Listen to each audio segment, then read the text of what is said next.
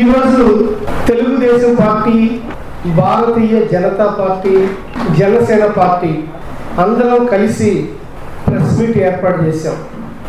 YCP వాళ్ళు చేసే దారుణాల గురించి, అఘాయిత్యాల గురించి మే 13వ తారీఖు జరిగే ఎన్నికల్లో తెలుగుదేశం పార్టీ కూటమి అభ్యర్థిగా, భారతీయ జనతా పార్టీ, జనసేన పార్టీ బలపరిచిన అభ్యర్థిగా నేను బాపట్ల నియోజకవర్గంలో ఎమ్మెల్యేగా పోటీ చేయడానికి ముందుకు వెళ్తున్న సంగతి మీ అందరికీ తెలిసిందే.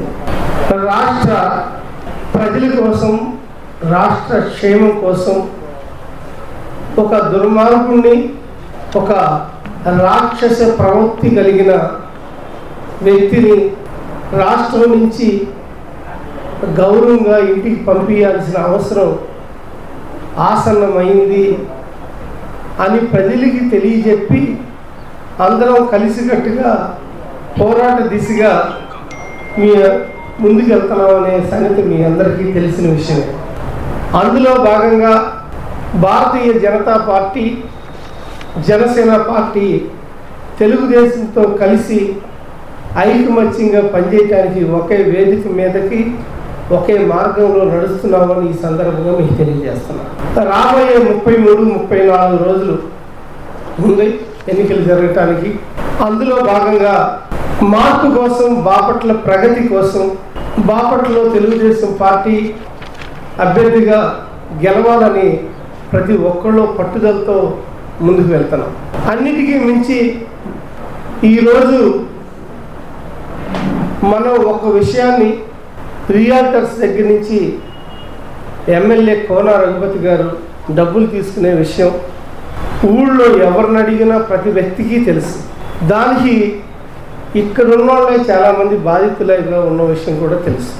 ఈయన లంచాలు తీసుకుంటున్నాడు అని నేను చెబుతూ ఉంటే, అవును నా ఏజెంట్గా నరేంద్ర వర్మే ఉండి వసూలు చేస్తున్నాడు, ఏమైనా ఉంటే ఆయన కూడా వసూలు చేసుకోమని వ్యంగ్యంగా మాట్లాడతాం తప్పించి, లంచాలు ఎవరిచ్చారు అనే విషయానికి వస్తే రుజువులతో కూడిన, ఆధారాలతో కూడిన వ్యవస్థ నా దగ్గర ఉంది అని ఈ సందర్భంగా తెలియజేస్తాను. అంత ఇష్టంగా ఉంటే మనుషులతో సహా గడియారం స్తంభం సెంటర్లో వచ్చి నేను నిలబడతా, ఎవరు మీకు డబ్బులు ఇచ్చారు అనేది మీరు నిరూపించగలుగుతారా అని నేను అడుగుతున్నాను. మీరు నిరూపించుకోవటానికి రమ్మని సవాల్ విసిరినట్లయితే ఎవరెవరు మీకు డబ్బులు ఇచ్చారు అనే విషయాలు మనుషులు సాక్ష్యాలతో సహా రుజువు చేయడానికి తెలుగుదేశం పార్టీ తరఫున నేను సిద్ధంగా ఉన్నాను అని తెలియజేస్తున్నాను. ఇలా ఒక్క విషయం గురించే నేను ఈరోజు మాట్లాడాను.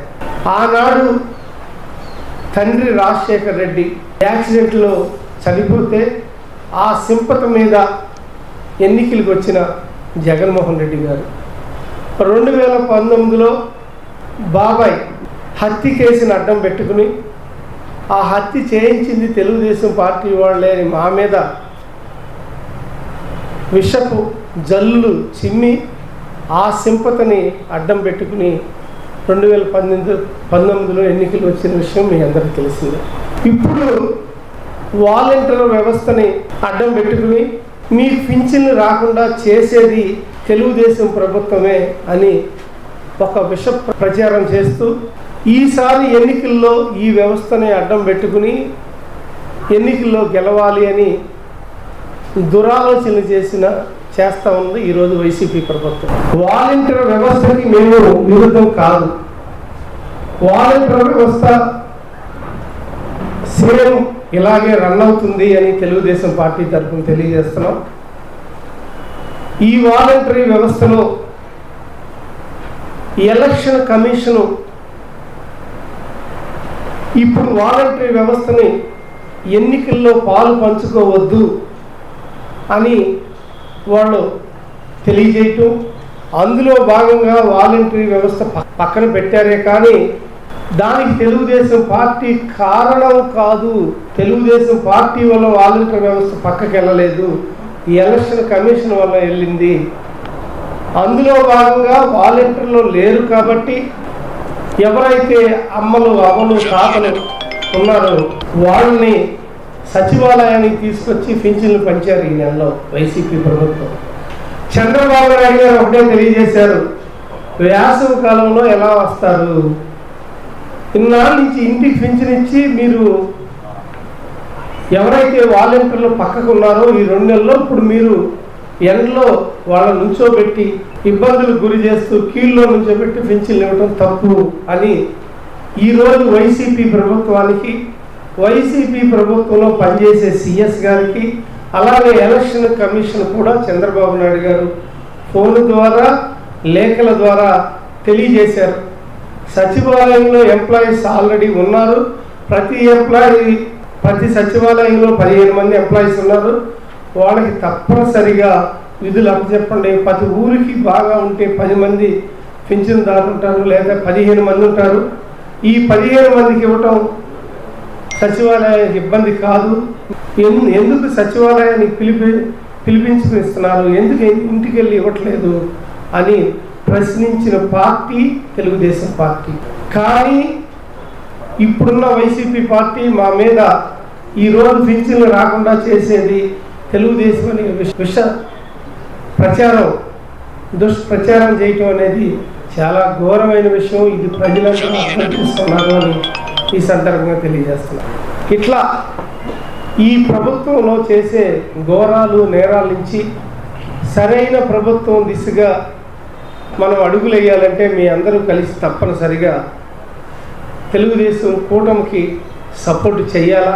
మేమందరం కలిసికట్టుగా వైసీపీ అన్యాయాలు అక్రమాల మీద పోరాడటానికి సిద్ధంగా ఉన్నామని ఈ సందర్భంగా తెలియజేస్తూ, విద్యా సంస్థల గురించి ఒకసారి మాట్లాడవస్తే, బాపట్ల నియోజకవర్గంలో గత ఎన్నికల్లో బాపట్ల అగ్రికల్చర్ కాలేజీని యూనివర్సిటీగా మార్చడానికి కృషి చేస్తామని చెప్పేసి ఎమ్మెల్యే గారు వాగ్దానం చేస్తున్నారు.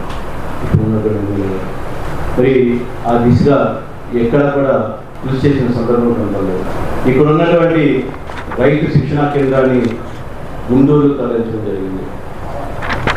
అదేవిధంగా ఎయిడెడ్ కాలేజీలు ఏవైతే ఉన్నాయో వాటిని చేసే ప్రభుత్వ పరమాణం చేయండి లేదా ప్రైవేట్ పరమాణం చేసుకోండి అని చెప్పేసి ఎయిడెడ్ కళాశాలల మొత్తాన్ని కూడా ఒత్తిడి తీసుకొచ్చి బాపట్ల నియోజకవర్గంలో జనరల్ డిగ్రీ కాలేజీలను ఏర్పాటు చేశారు ఉన్నటువంటి ఎమ్మెల్యే. ఎందుకంటున్నానంటే ఉన్నత విద్యా మండలి నుండి మాకు నియోజకవర్గంలో ఒక 2 ఎకరాలు కేటాయించండి, మేము డిగ్రీ కాలేజీని ఇక్కడ నెలకొల్పుతామని చెప్పేసి ఉన్నత విద్యా మండలి సిఫార్సు చేసిన సందర్భం. ఇలా పార్టీ ఆఫీస్కి అయితే 2 ఎకరాలకు స్థలం కేటాయించుకున్నారు, కానీ వీళ్ళు కనీసం ఎక్కడా కూడా ఈ ల్యాండ్ ఉంది మేము ఇస్తానికి రెడీగా ఉన్నామని చెప్పేసి చెప్పిన సందర్భం కాదు. వీళ్ళు మాట్లాడితే మేము విద్య మీద ఎన్నో సంస్కరణలు తీసుకొచ్చామని చెప్పి చెప్పుకునే ఈ ప్రభుత్వము మరి ఇప్పటి వరకు కూడా బాపట్ల నియోజకవర్గంలో ఆ దిశగా కృషి చేసిన సందర్భం కాదు. విద్యా హబ్బుగా ఉన్నటువంటి బాపట్లని గంజా హబ్బుగా మార్చిన ఘనత ఇక్కడ ఉన్న ఎమ్మెల్యే కోన రఘుపతి గారు. మరి వారి నాయకత్వంలో వాళ్ళ నాయకుల ఆధ్వర్యంలో ఇక్కడ ప్రతి పల్లెటూరు కూడా గంజాయి చేరుతున్న మాట వాస్తవా కాదా? కోన రఘుపతి గారిని సూటిగా అడుగుతున్నాం. మరి మీ హయాంలోనే ఇన్ని సంవత్సరాల నుంచి లేని మీ 5 సంవత్సరాల హయాంలోనే బాపట్లని గంజాయి హబ్బుగా మార్చిన ఘనత మీ ఒక్కరే అని చెప్పేసి ఈ సందర్భంగా తెలియజేస్తున్నారు. మేము అడిగే క్వశ్చన్లకి ఎక్కడో ఏదో కొంతమందికి మీకు కార్యకర్తల చేత చెప్పేయడం కాకుండా వర్మ గారు చెప్పినట్టుగా మీరు చర్చకి సిద్ధమా అని చెప్పేసి జనసేన పార్టీని డిమాండ్ చేస్తా ఉన్నారు. చక్కగా రైతులకి క్రాప్ ఇన్సూరెన్స్ చేసుకునే వాళ్ళు ఇలాంటి విపత్తులు వచ్చినప్పుడు దానికి సంబంధించిన ప్రతిఫలం ఇక్కడ ఒకళ్ళు ఇచ్చే పని లేకుండా స్వయంగా వారి అకౌంట్కి వచ్చే పరిస్థితిని ఏ విధంగా వీళ్ళు నాశనం చేస్తున్నారు అనేది మనం చూస్తూ ఉన్నాము. నష్టం జరిగి ఇన్ని నెలలు అవుతుంది, ఈ రోజు వరకు నష్టపరిహారం జరగలేదు. విద్యార్థులను తీసుకుంటే ఈ రోజు వరకు జాబ్ క్యాలెండర్ లేదు, సరైన ఉద్యోగాలు లేవు. కేవలం యువతని లిక్కర్ షాపుల్లో పనిచేసే దానికి మాత్రమే వాడుకుంటున్నారు తప్పించి సరైన ఉద్యోగ అవకాశాలు కల్పించాలి అనే చిత్తశుద్ధి ఈ ప్రభుత్వంలో 1% కూడా కనిపించలేదు. ఈ రోజు వారు పాదయాత్రలో చేసినటువంటి వాగ్దానాలకు కానీ, తర్వాత వారు అనుసరించిన తీరు కానీ, వారు చేసినటువంటి పరిపాలన కానీ 1% కూడా 1% కూడా పొంతన లేనటువంటి వారి మాటలకి వారి చేతలకి పొంతన లేనటువంటి విధానాలని మనం చూస్తూ ఉన్నాం. ఈ రోజున ఇలాంటి పోకళ్ళు, మరి ఈ రోజున ముఖ్యంగా మైనారిటీ మహిళలు భారతీయ జనతా పార్టీ అంటే ఒక మతతత్వ పార్టీ అనే రంగు పూయటానికి ప్రయత్నం చేసినటువంటి ఇట్లాంటి తరుణంలో మైనారిటీ మహిళలు నరేంద్ర మోడీ గారు ట్రిపుల్ తలాక్ అనే వ్యవస్థని ఆపేసి మా జీవితాలకు ఒక అర్థం తీసుకొచ్చారు, మా జీవితాలకు కూడా ఒక విలువను తీసుకొచ్చారు అనే పరిస్థితిలో మైనారిటీ మహిళలు వారే వచ్చి ఈసారి మాత్రం మా ఓటు ఎన్డీఏ కూటమికే అని చెప్పే పరిస్థితిలో ఈరోజు మనం ఉన్నాం. ఒకటి క్లియర్, కేంద్ర ప్రభుత్వం భారతీయ జనతా పార్టీ ఎన్డీఏ ప్రభుత్వమే. 400 పైచీలకు సీట్లే కానీ తక్కువ వచ్చే పరిస్థితి లేదు, ఇది మాత్రం క్లియర్. అదేవిధంగా మన రాష్ట్రంలో కూడా ఎన్డీఏ ప్రభుత్వం ఏర్పాటు కాబోతుంది. మనం రేపు ఏర్పాటు చేయబడే ప్రభుత్వం డబుల్ ఇంజన్ సర్కార్ అయ్యుండి మన రాష్ట్రాన్ని ప్రగతి పదంలో దూసుకెళ్ళిపోతుంది అనే దానిలో ఎట్లాంటి అనుమానం కానీ ఏమి కానీ మాకు లేవు. కూటమిగా ఏర్పడిన రోజు నుంచి మా కార్యకర్తలు అహర్నిశలు ఎన్డీఏ బలపరిచినటువంటి అభ్యర్థుల గెలుపు కోసం శ్రమిస్తూ ఉన్నారు. ఈ రోజు నుంచి కూడా మా కార్యకర్తలు కానీ నాయకులు కానీ ఇక్కడ ఎన్డీఏ అభ్యర్థి అయినటువంటి నరేంద్ర వర్మ గారిని, పార్లమెంట్ అభ్యర్థి అయినటువంటి కృష్ణప్రసాద్ గారి గెలుపు కోసం అహర్నిశలు కష్టపడాలని వారు కోరుకుంటూ